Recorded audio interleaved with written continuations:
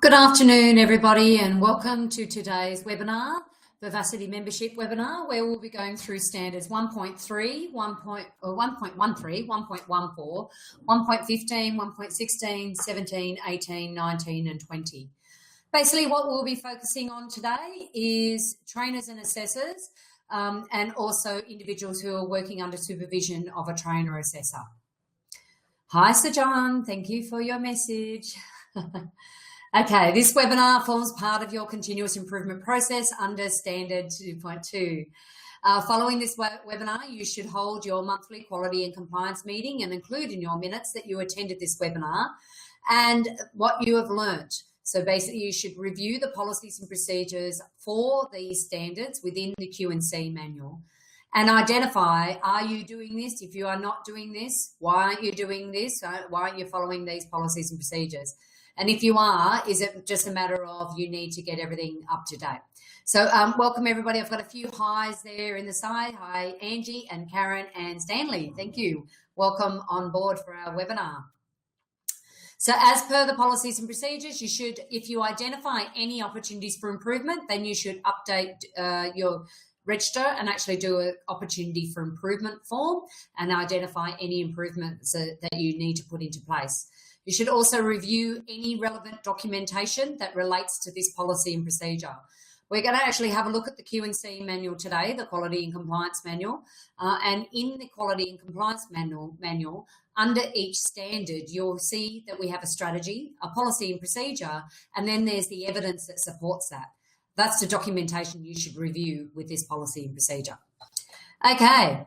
As per usual, if you have any questions, please do not hesitate to add it to the chat session on the left-hand side.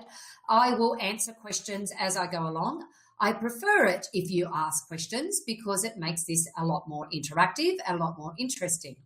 I'll do these webinars based on my background and experience, but this is only enhanced and made better if I have difficult questions from you guys that I then can address.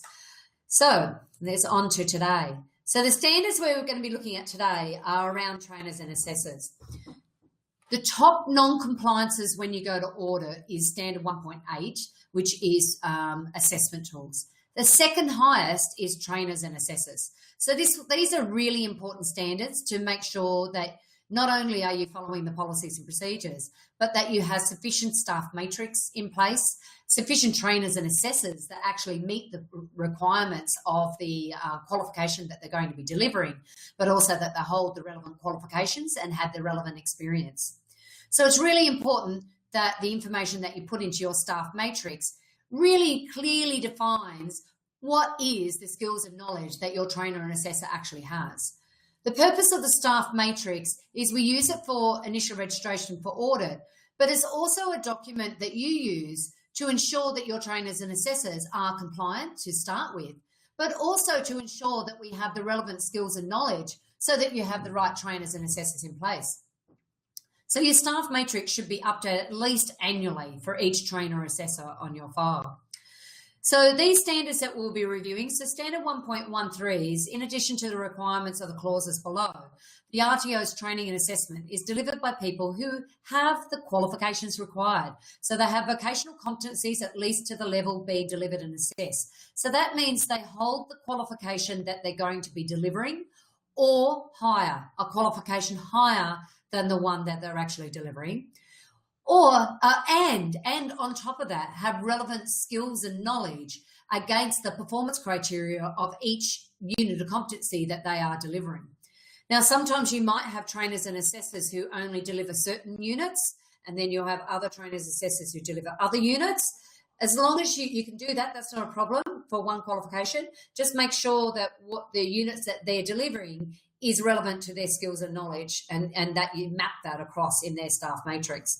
So that's their vocational experience. In invisible ink here under 1.13A is sufficiency of trainers and assessors.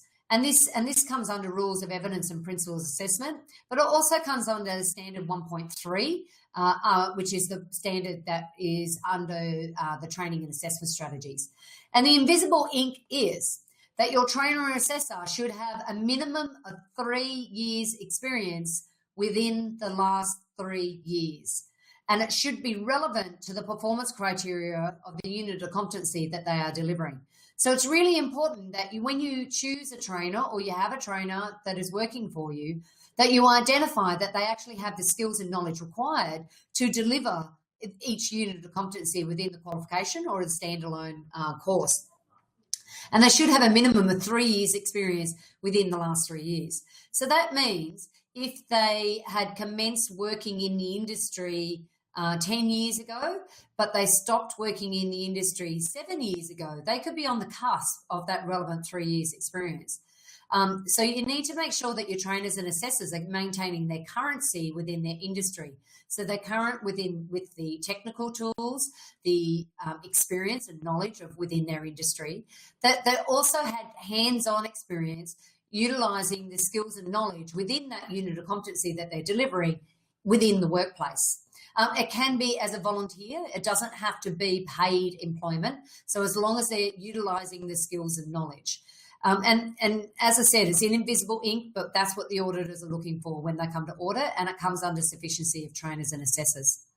So B is current industry skills directly relevant to the training and assessment being provided. So that ties in with A. So A is they hold the qual or above that they're going to be delivering, and they have the current industry skills and knowledge. So that currency is within 3 years, minimum 3 years experience within the last 3 years. So C is current knowledge and skills in vocational training and learning that informs their training and assessment. So they've actually had some experience in training and assessing. So that's holding a Cert 4 in training and assessment, but it's also that they've maintained professional development within the vocational education training sector, and that they've kept up to date with the current skills and knowledge required as a trainer and assessor within the vet industry.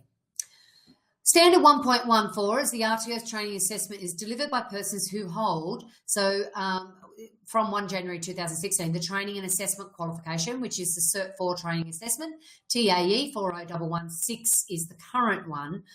You can currently still deliver under 40110, and the reason why is because a lot of RTOs, I will be going into this later, haven't got this on their scope yet.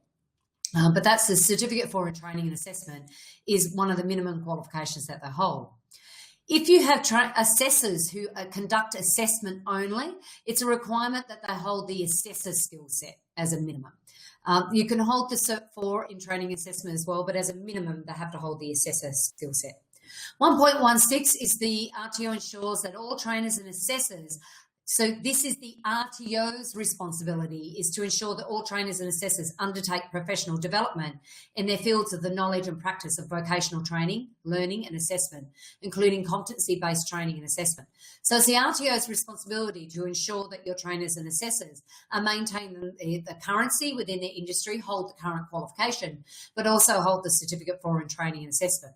Now, that responsibility could be that you have it in your contract that your trainers and assessors are required to update and maintain professional development on a yearly basis. It doesn't mean you have to pay for it.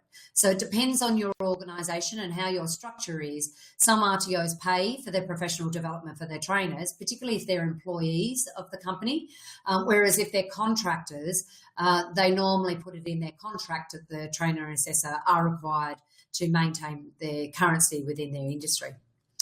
So when we look at the vocational competencies and what needs to be in the staff matrix, so the vocational competencies is that they hold the current qualification that they are delivering and training and assessing in their industry. So they have equivalent skills and knowledge gained against each unit of competency. So within the matrix, you should be able to demonstrate on the staff matrix that they hold the current qualifications and that they hold the Cert 4 training assessment as well. And you need to demonstrate in the staff matrix that they have equivalent industry experience and knowledge, which has been mapped to the unit of competency that they will be delivering. So current industry skills and knowledge and within the staff matrix is the trainer assessor's industry skills and knowledge must relate directly to the training and assessment being provided.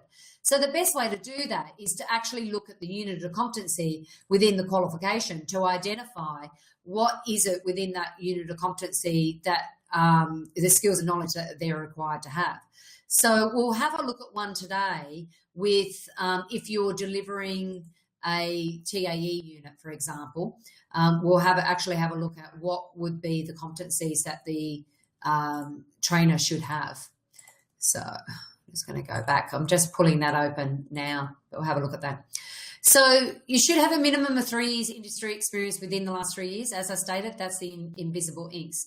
So, for example, if delivering CHC ECE 005, which is provide care for babies and toddlers, the trainer and assessor should have, as a minimum, at least 3 years experience in caring for babies, and this is being employed within a regulated care facility within the last 3 years with at least 3 years industry experience. So it can't be that they looked after other people's babies or their own children. It has to be within a regulated care environment. And what age were those children? They should be of varying ages, from baby through to toddler and through to 8-year-olds. So, and have that varying range of experience working with those children. And you should be able to demonstrate that within your staff matrix. So it's really important that when you get into the staff matrix, which we're going to have a look at in a minute, is that you're mapping that through. So I'm going to move over to the staff matrix now so we can have a look at that. So I've just downloaded the staff matrix template from Unicorn. So you have access to this same staff matrix template within all your documents within Unicorn. So this template, we've actually used a variety of different information to put into this staff matrix, but this is what's been getting through audit, and it has the information that you need to identify what are the skills and knowledge of your trainer assessor.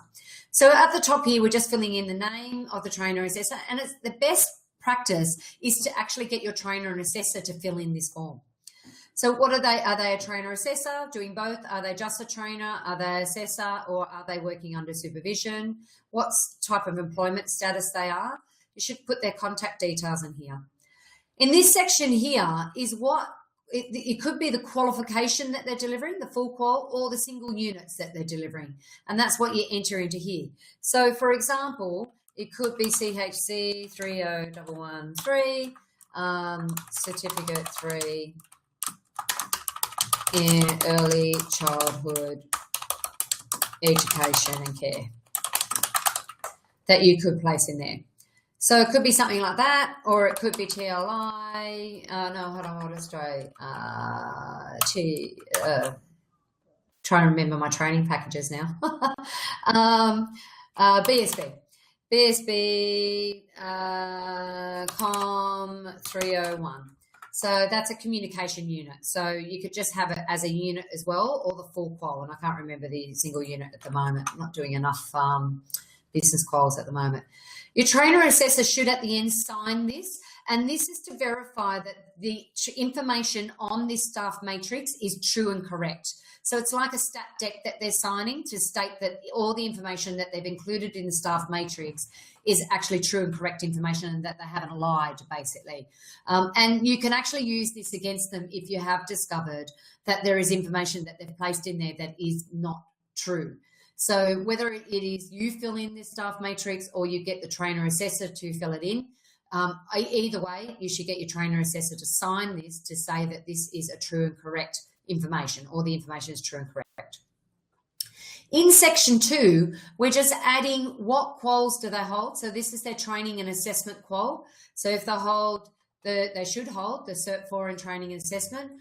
What RTO did they get that qualification from? So it could be ABC Proprietary Limited, and you should put the RTO number here. And that should be on their certificate. So you should put the RTO number in there. In here, the date that it was issued. So if it was December 2015, you should put that in there.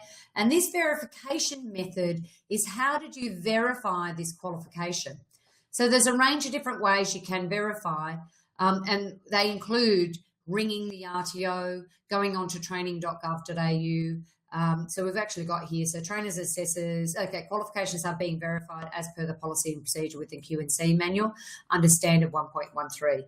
And here is the, so it could be RTO called the RTO to verify qualification directly. You looked it up on training.gov.au, or you rang a previous employer. So that's under the vocational one, but this is relevant under this section as well. If they're delivering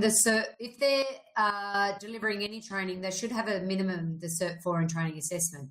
If they're just doing an assessor, you could just do an assessor skill set, or might be they're just doing presenter or mentoring. But that would depend on the trainer assessor you have in place. In the majority of cases, it's going to be the Cert 4 in training assessment. If they're delivering the Cert 4 in training assessment, as a minimum, they need to hold the diploma in adult education, or as diploma in training and assessment. And that's where you would put the information here.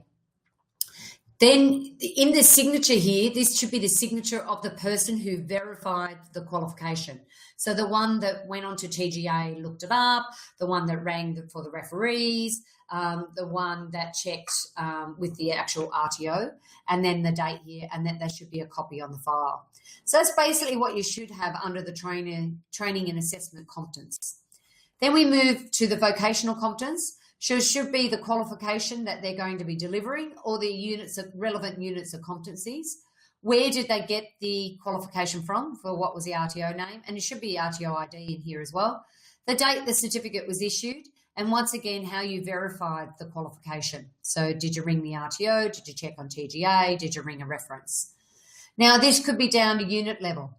Now, what happens if you hold an old qual and the qualification that they're currently delivering and the one that they currently hold has been superseded? So if you have a superseded qualification, if the trainer assessor has a superseded qualification, they should actually map their skills and knowledge and their previous qualification to the new qualification and map it to the unit of competency level. Now, you actually have to have a look at that qualification to identify, is there any, what are the differences between the old qualification and the new qualification? So you need to make sure that it's clear that it's on the SAF matrix, that they hold, what skills and knowledge do they have against the performance criteria within each unit of competency. So we should make it clear on there. Now, if they don't hold the current qualification, you need to make sure that they have the relevant skills and knowledge that maps across to the unit of competency with the qualification that they're delivering. And this is really, really important, because we have this happen a lot. And the big thing is with the Cert 3 in children's services, for example, that's an example of when with that qualification, it's been superseded. So the 2008 Certificate 3 in early childhood was actually very, very different to the new one. So if they hold, for childcare, for example, if they hold the old Certificate 3 in children's services, that's no longer going to be relevant. There's a lot of superseded units of competencies that aren't relevant in the new one. So the new qual has very different units of competencies. And the only way you're going to be able to figure that out is if you actually get onto training.gov.au and look up the unit of competency to identify whether it actually has any differences. What are the differences between the old unit and the new unit? Okay, so this one's a really important area. It's where we have a lot of issues with our trainers and assessors, where they're not completing this properly. The best and the easiest way is make sure that your trainer assessor holds the actual qualification that they're delivering and the same units of competencies that you'll be delivering. That's the easiest way, because then you don't have to map to every unit of competency. You just map to the qual. Whereas if you don't have every unit, you then have to map every single unit here with all the skills and knowledge and relevant experience against each unit of competency. For example, here we've got CHC ECE 003, provide care for children. We've got here where they got the qual from, so where they work, ABC Childcare, when they worked there, what was their role, so they were educator, and then you need to put a description of who did they work with and what sort of experience did they have in that area. Now, if they hold the actual unit of competency, this is all you need. That's all you need to put in there, is that, excuse me, that information. But if they don't hold the actual unit of competency, you need to actually map more details in here. You need to actually put in there, okay, these are the ages of the children, and this was my responsibilities with providing care for children. What did you do? Were you looking after a room? Was it your responsibility to plan the activities? Is there any specific activities that you could put in there that you worked with? Did you work at a range of childcare centres? Have you worked with a range of children? What sort of experience have you got with providing care for children? Did you change nappies? Did you do feeding? Did you feed the children? Were you required to put together the program for the day or for the week or for the month? You need to actually go into detail in here with your relevant experience. So this is where it's really important. If you hold the actual unit, much easier, just a brief description. If you don't hold the actual unit, you then need to map your skills and knowledge against the performance criteria of that unit of competency. And what I mean by that, so we're going to have a look at a TAE unit. So I'm just going to pull that up now. So this is a TAE unit in assessment, participate in assessment validation. Now, if you have a trainer or assessor delivering Cert 4 in training assessment, they must hold the diploma of TAE, for example. But where you map is you need to actually have a look at the performance criteria in here and map the trainers and assessors skills and knowledge against that unit of competency. So I'm actually going to, what I'll do is actually bring up that baby and toddler unit so I can actually explain that one better for you. So bring up this one, CHC, ECE 003. So all I'm doing here is I've gone to training.gov.au. I'm looked up the unit of competency. Now I'm having a look at the unit of competency on here. And in here, actually, so for example, the 08 package is very different from the 13 package. You need to go in here and actually address each one of these. So your trainer assessor has to provide in the staff matrix what was their experience in managing toileting accidents in the workplace. What was their experience in supervising and engaging with children with eating and drinking? And it's not that I supervise children with eating and drinking. It has to be something that they actually did. My responsibility within ABC Childcare Centre was to manage and maintain the dietary requirements of each child under my care. Like, you have to actually go into detail. And some of my responsibilities was also delivering training to our kids on healthy food choices, where we talked about, eating different foods and drinks. But this one's very much around supervising and engaging with children with eating and drinking. So next one, meet individual clothing needs and preferences of families, children and families within scope of service requirements for children's health and safety. So you need to actually address this as a trainer assessor. They need to address this. What did they do? What is their experience and their skills and knowledge? Now, they could have done some professional development where it's non-accredited training, and they might actually have some experience where they've done some professional development in this area, and that could be a certificate we can map across to there. It could be that one of their jobs within a childcare centre was to manage the clothing needs and preferences of children and family. It might be that they wrote a care program for a child, and in that care program included the clothing needs. Your trainer assessor should know how to address this because they work in the industry now, so they should know how to address that. But that's where you need to know. You have to actually map it right down to the unit level. This is only if they don't hold the current unit. So if they don't hold the current unit, then you have to map it right down to the performance criteria within each unit of competency. So it can get quite complicated. This is why we recommend all your trainers and assessors should hold the actual qual and the actual units of competencies that you are delivering, because by the time you actually do all that mapping, you might as well have done recognition of prior learning to get the qualification, because there's so much work involved with that mapping there. Okay, so these are the big areas where we get non-compliances. The Cert 4 and training assessment, not so bad, but if you don't actually hold the actual qual, this could be quite big. Like, there could be actually quite a big lot of text in there. And sometimes it could be that much information that you've included in there to address a unit of competency and to identify that your trainer assessor actually has the skills and knowledge. So you need to actually get them in there. And if they don't give you enough information, give it back to the trainer and get them to fill it out again. And if they find it too hard, go get the qual and go get the actual units. That'll make it easier for them. But you need to map to the performance criteria within the unit of competency. Now, the reason behind that, the reason why the ASQA want you to be able to address the performance criteria within the unit of competency and actually have the skills and knowledge against that performance criteria within the unit of competency is they want to know what actual skills and knowledge does your trainer or assessor have against that performance criteria. They're supposed to be delivering that unit. How are they going to deliver the unit if they don't actually have any experience and knowledge within that unit of competency? So that's why the trainer assessor needs to demonstrate it within the staff matrix in there. Okay, all right. So I'm going to go back to the staff matrix. Okay, have a look at that. So we've done the qualifications. Now the next section here is a professional development plan. We have a separate document as well where that you can do professional development, but you can pop it in here.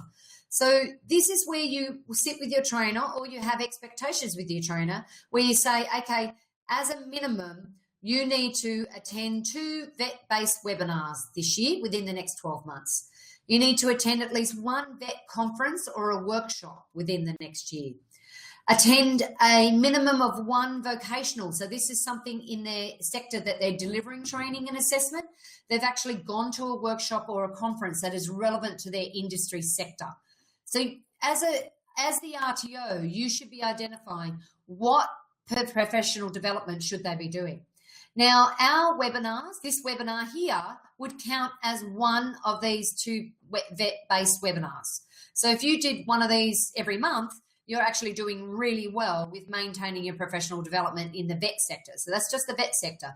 Then you actually have to do something within the vocational sector that you're working within.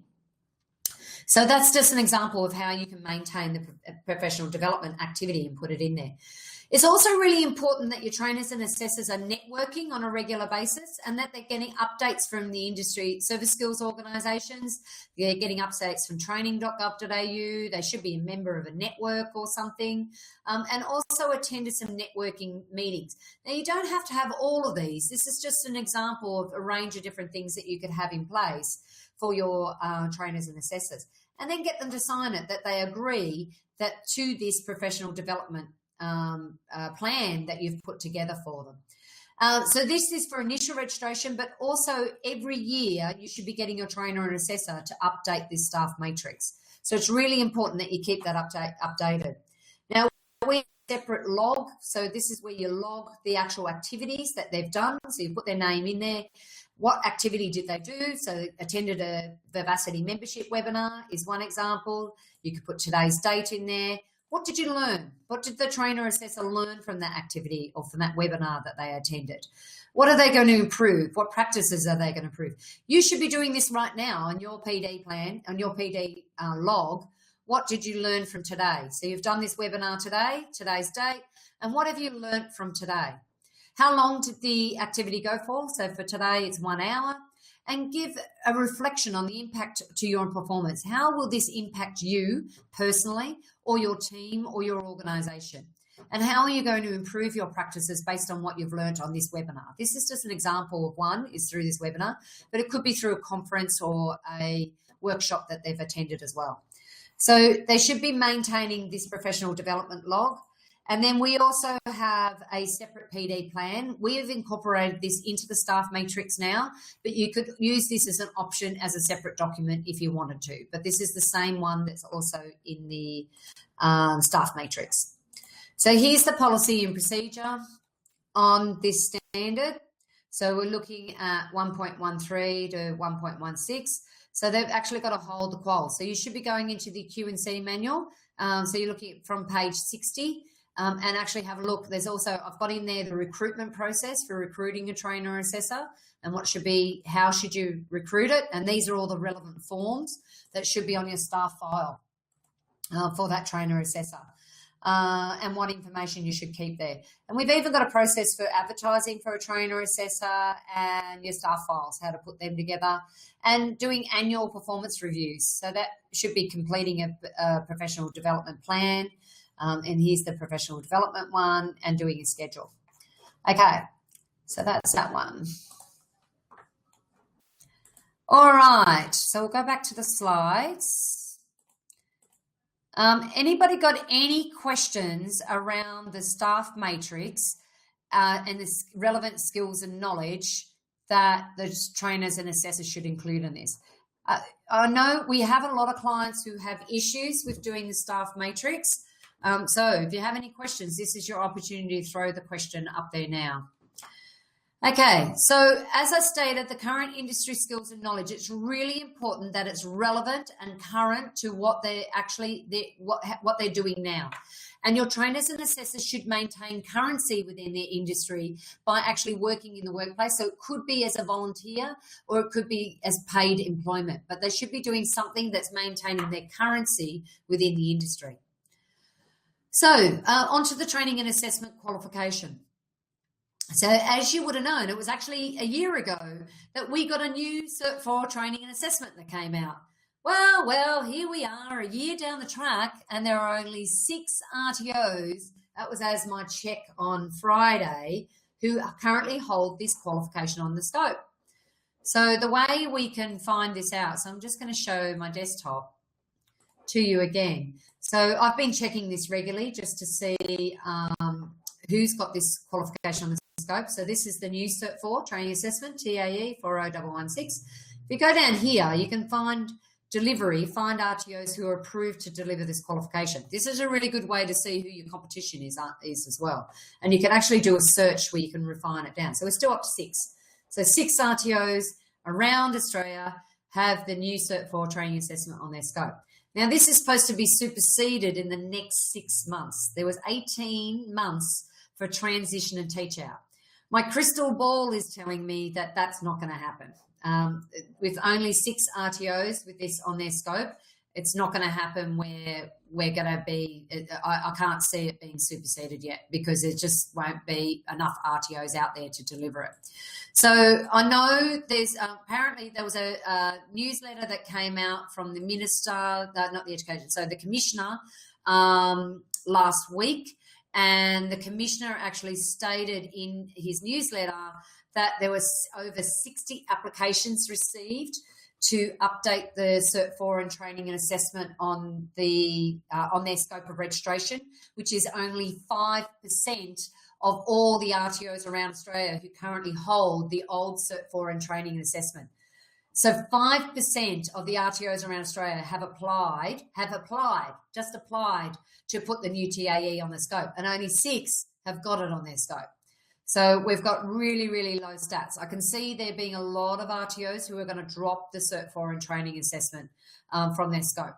The reason why it's taking so long and the reason why it's been really hard for RTOs to get this on their scope is they actually, in order to get the new qual added onto their scope of registration, they actually have to have all of the assessment tools for every unit of competency externally validated by an independent validator for any TAE quals that they have on their scope. So if you've got the Cert 4 and the diploma, so it would be both of those, as well as 5 other qualifications on your scope.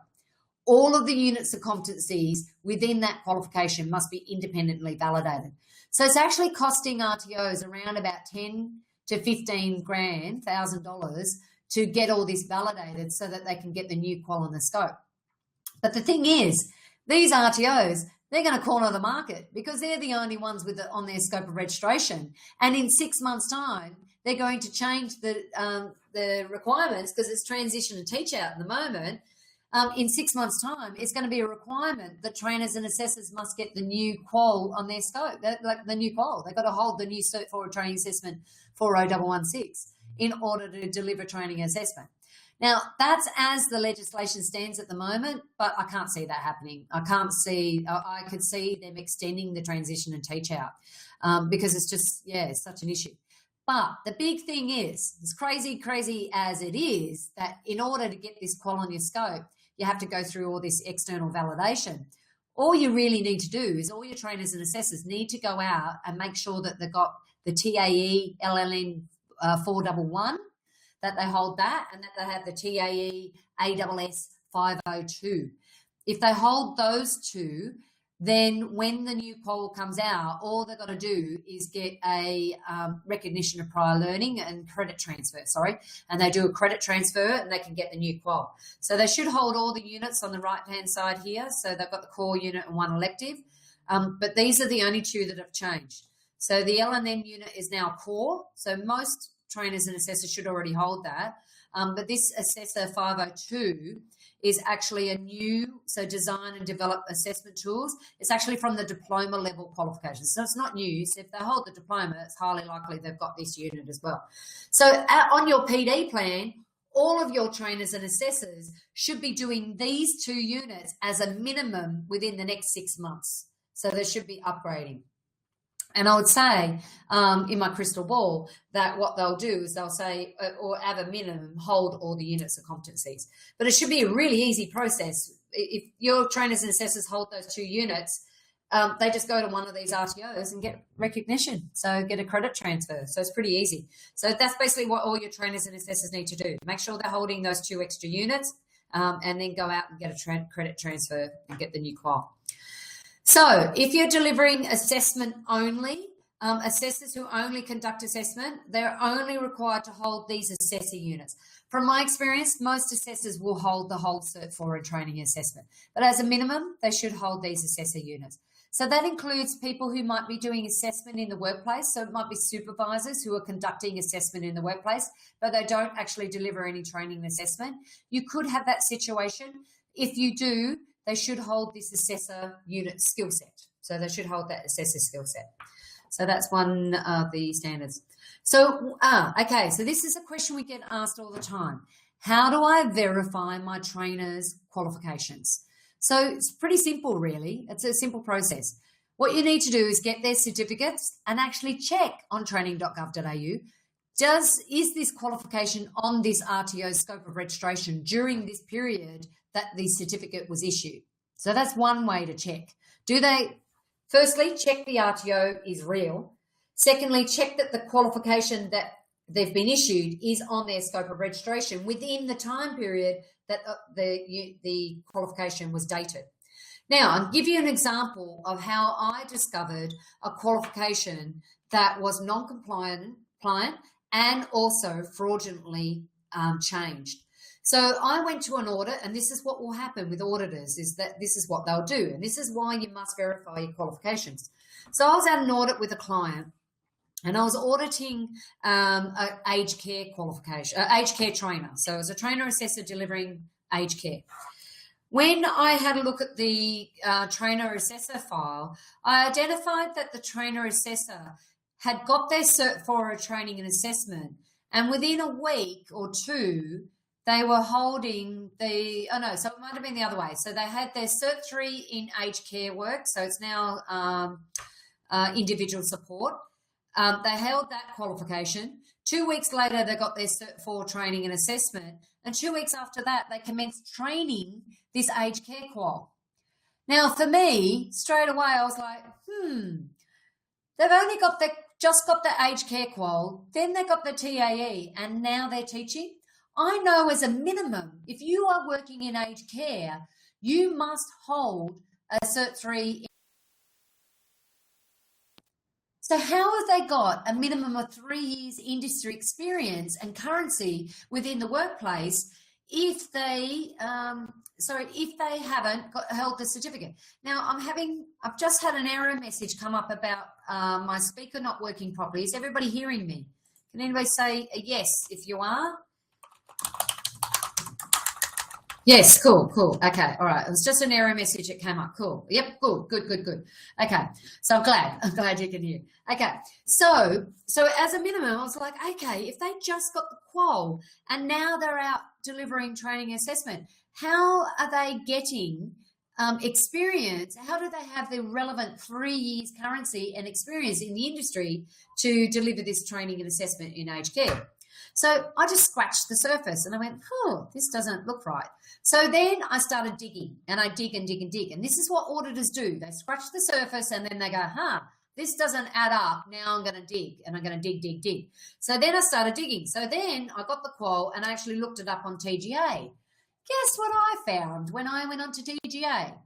Went on to TGA, the certificate, the RTO ID on the certificate, I looked up.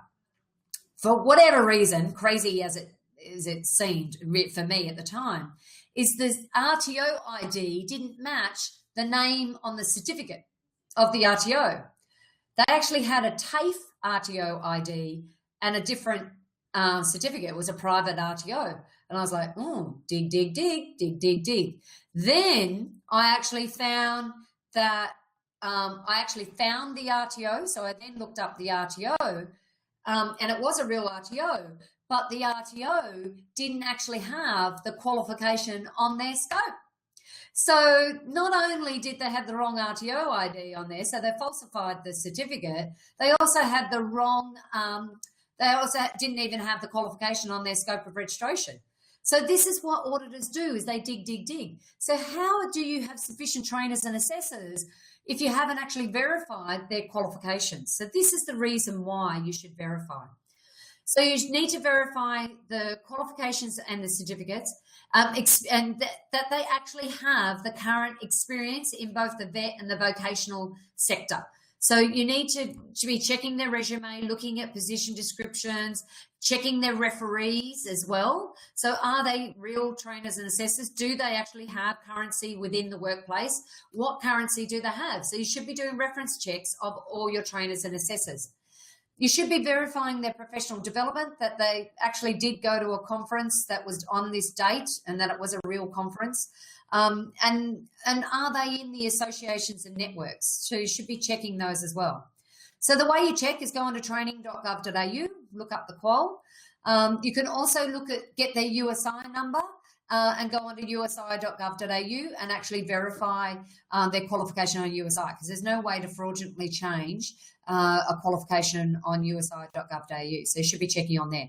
Contact the referencees, cite the original certificates. Make sure you check those original certificates. Check the website of the training organisation where they had the training delivered, or the PD that they had done, and call the association on the network. So there's some simple ways to verify. So with your staff file for your trainers and assessors, you should have all of the copies of certificates. Every single certificate that is on file on your staff file should be verified as original cited or certified as true and correct copy.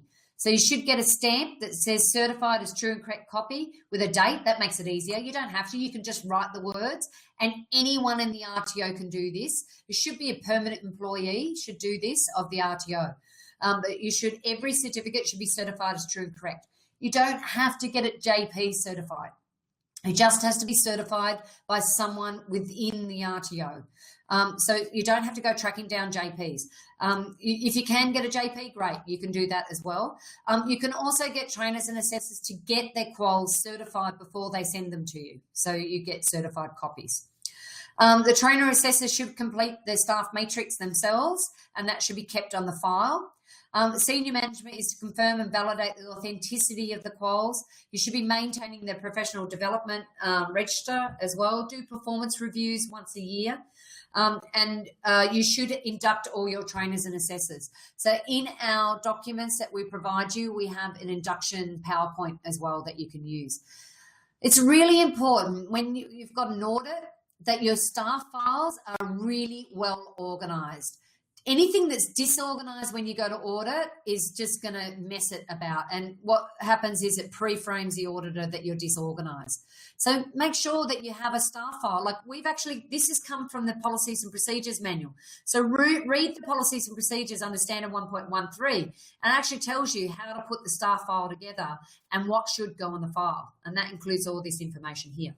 So it's really important that you make sure your staff file is very well organized. So I went through a bit of professional development already, some of the things that they could do and where they could update their qualifications. But every year they should be undertaking professional development. It should be a regular thing that they're doing. So understand is 1.17 to 1.20. Individuals working under supervision. I don't recommend this. It's not the best strategy. It may be a strategy you'll need to put in place whilst you've got trainers and assessors upgrading to the new TAE. Highly likely it's going to be a strategy you'll need to put in. So you'll need to have someone on within your RTO that holds the current TAE, and then other trainers and assessors can work under supervision of that trainer assessor whilst they're getting their qualification updated. And what happens there is the trainer assessor can't sign off on any assessments. So they can mark the assessments, but the supervising trainer assessor should be the one that signs off on the trainer assessor. And they should hold the qualifications, the relevant qualifications, to be a supervisor. So individuals engaged by the RTO who is not a trainer assessor, who does not hold the TAE 40116 or the old one 4110, so soon it's going to be the 40116, cannot determine assessment outcomes. So it could be supervisors who are in the workplace. So they're not, shouldn't be marking assessments, but it could be that you might have someone marking assessments. They shouldn't have the final sign off. There should be someone within your RTO, a trainer assessor. It could be guest speakers who are delivering training, but they may not be assessing. Or it could be assistant trainers who are working under supervision. So if you have a trainer assessor who is supervising someone who is not qualified, the supervisor should, as a minimum, hold the Cert 4 training and assessment, and as a minimum, hold the qual that they are assessing. So the units of competencies and things like that. So it could be that you have a trainer and assessor who is working with your organisation who has years and years of experience within their industry, but they don't actually hold the qual. That you have someone else in your organisation who does hold the qual. They could supervise. So this trainer assessor with all the experience could be delivering training, marking assessment, but the supervisor signs off on the assessment. So they double check their work and sign off on that assessment. So that's what that section means. So all training assessment delivered under supervision must comply with standard 1. That's that one there. So policies and procedures for managing supervision is under the standard 1.20 within the Q&C manual. So have a look in the Q&C manual. We've actually got clear guidelines in there on how you should manage your supervisors. So it should be that they don't sign off. They're having weekly or fortnightly meetings with this other trainer or assessor, that they're being mentored, that they are being monitored with keeping up to date with their trainer assessor qualification and getting updated. Do we need an assessor for an initial registration? Yes, you do. You must have a trainer and assessor in place for every qualification, for every unit of competency within your scope of registration, at your audit preferably, but you should have a staff matrix that aligns with every unit of competency within for each qualification. So that includes for initial registration. Initial registration is where ASQA are identifying that you're ready to commence training tomorrow. So that includes you must have all the training and assessment materials, resources, assessment tools in place, and the trainers and assessors must be in place. If they're not in place, you're non-compliant and you're not ready to start training tomorrow, so you'll need to rectify it. So you must have a trainer or assessor with the relevant skills and knowledge at your audit when you go to audit. They don't have to attend the audit. It's a good idea if they do, but you don't have to attend the audit, but you must have a staff file for each trainer or assessor with the relevant skills and knowledge mapped against the performance criteria of each unit of competency at audit. And I don't recommend for initial registration that you have anybody under supervision. This is when you are operating already and you get, so I ended up having 40 trainers and assessors when I had my RTO, and I had a few that were working under supervision, but I already had trainers and assessors in place who held the quals and had the relevant skills and knowledge, who could supervise trainers and assessors who didn't hold the quals. So I don't recommend it for initial registration. Okay, that's it. Do we have any questions about trainer assessor quals, experience, knowledge, anything else in that section there? Because that's it. That's all I've got for today. Thank you very much for attending today. The next webinar, not yet. Cool, Stanley, that's good. When I come out to your sisters check, then we'll find out from there. If you do have any further questions about your trainers and assessors, get in contact with your client liaison officer. Angie can help you in any way, so get in contact with Angie. She can help you with that. Anywhere where she gets stuck, she'll let me know, and I'll be able to answer those questions, and Jody can help you as well. So next webinar is on the 1st of May. Trying to remember what standards we're doing on the 1st of May. 1st of May will be 1.26, 1.27, 8.5 and 8.6. 1.26 and 27 is, from memory, is third parties. I'm just going to check that for you. Transition to superseded training products. There you go. See, I don't remember all the standards. Okay, so we'll be looking at transitioning to superseded training products, and 8.5 and 8.6 is governance and policy within your organisation. So thank you very much for attending today's webinar. There will be access to a recording of this webinar. It will be sent out soon.